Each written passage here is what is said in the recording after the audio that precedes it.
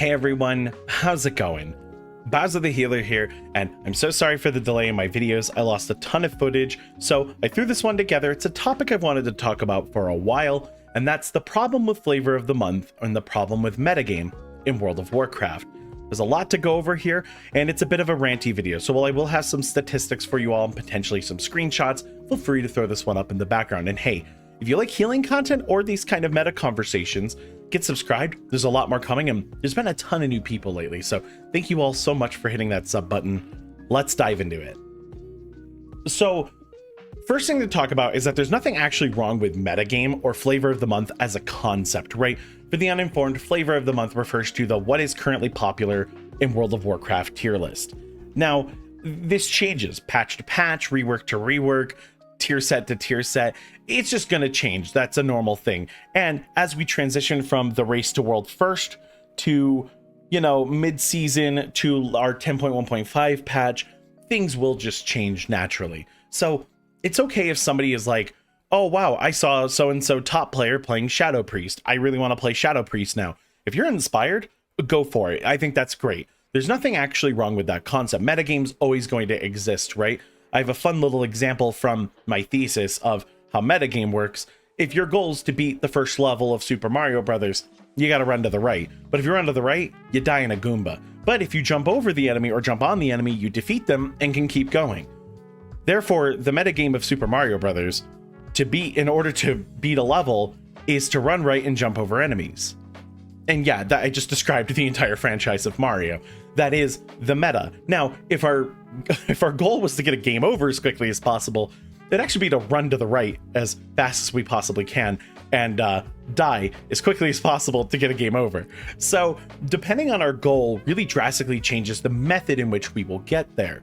And this is sort of where the problem starts to show up when it comes to metagame conversation. So the current meta composition, although as of this video, it's been nerfed, so this might not be true in a day or two, was Guardian Druid, Shadow Priest, Fire Mage, Augmentation Evoker, and Holy Paladin. Now, these were picked for important reasons. At the record level, right at the absolute highest level of play, bears can survive gigantic pulls and get away with murder.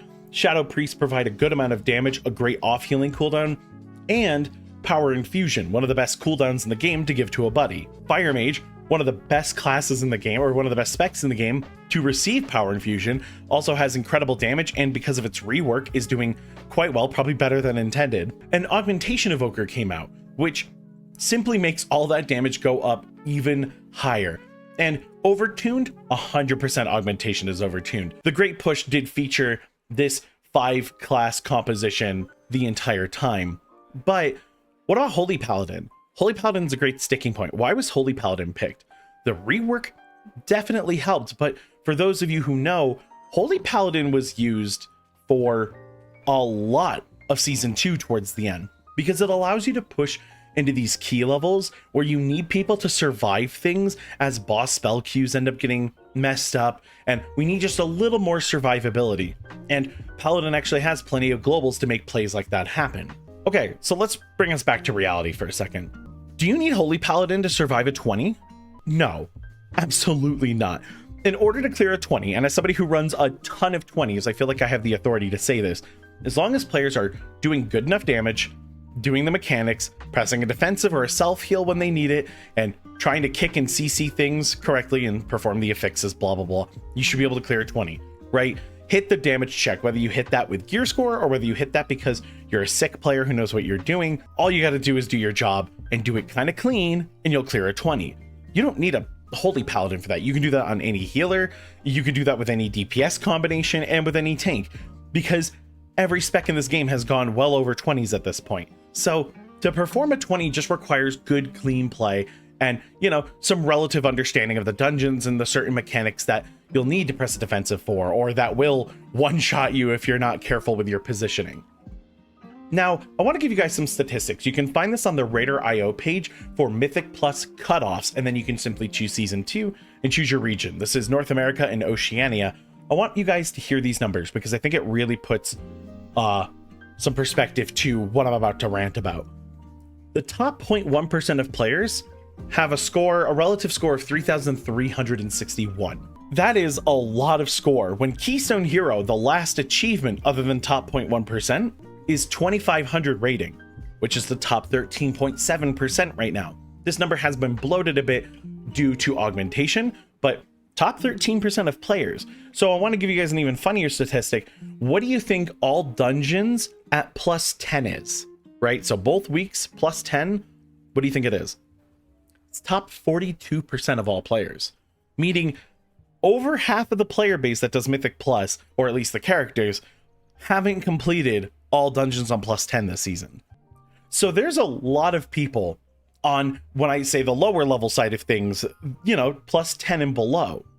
Now, at plus 10 and below, you just need to be learning how to play your role well and learning like things like kicking and interrupting and whatnot, so that as you get into higher keystone levels, those mechanics don't wipe you, or so you don't put too much stress on your healer by letting those mechanics go off, etc., etc. Plus 10 is still learning territory as far as I'm concerned. Heck, I even think if you're doing 17s, you're probably still in the learning territory, because the game scales pretty harshly and can get out of control difficult as you keep going up. Plus 20, I think, is a pretty solid challenge for most players, and all dungeons at plus 20 is the top 6.1% of players at 2720 rating.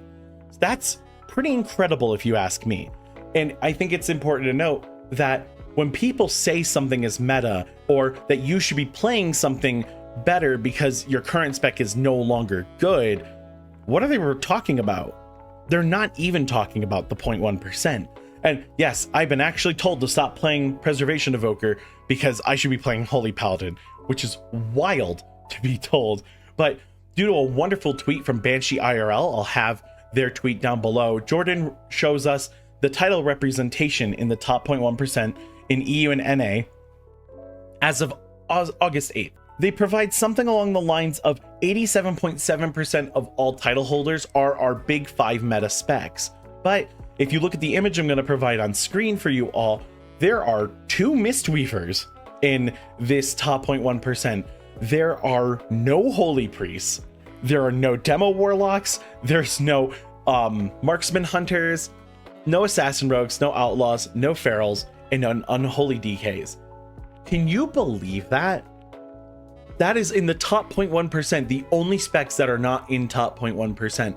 And I assume that in the top 0.2 or top 0.3%, every spec is represented equally. Oh, absolutely not. But to some degree, they are probably all there. And so I bring us back. Do you need an augmentation evoker to clear a 15? No. There's nothing wrong with picking for a class composition if you prefer the safety of an augmentation evoker, or if you want to have an Unholy or a Frost DK as a DPS so that you have an extra battle res. You know, totally. You do need to pick for your composition. But on the other hand, when players start telling you that you're playing a bad spec or that your spec is no longer viable, what are they talking about? The top 0.1%? And just so we're clear, this top 0.1% is a bit cursed in that it's gonna include mostly these meta specs that all just got nerfed, which means the score might not ever be obtainable again. So now we actually have to look outside of that top 0.1% to see what our actual meta is going to look like in the post nerf of 10.1.5. See how complicated this all is? It's not so cut and dry what is good. I don't think there's anything wrong with a player wanting to play something because they heard it's good, or they watched their favorite player in the Great Push play it and they're like, oh man, I want to play Fire Mage. Please play Fire Mage.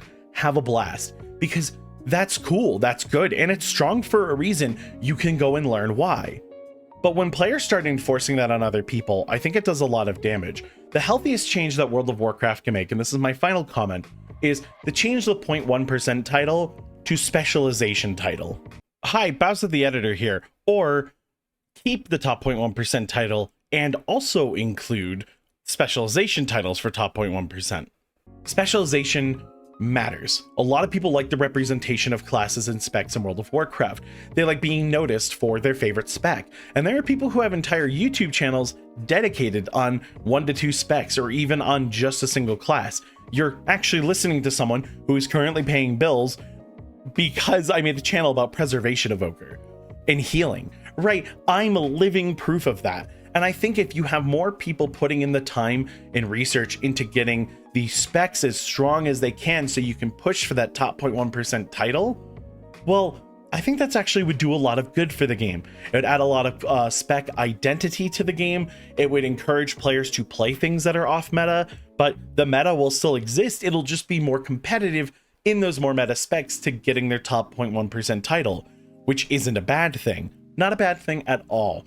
There's a lot of things that I think went wrong with 10.1.5. While I love augmentation, the tuning sort of created a bit of a mess in terms of score.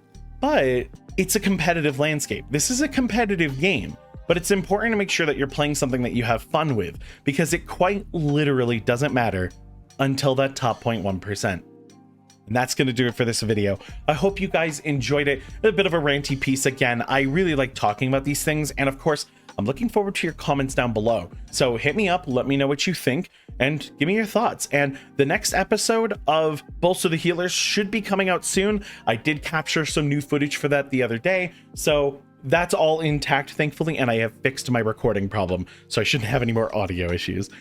Thank you all so much, and I will see you in the next one.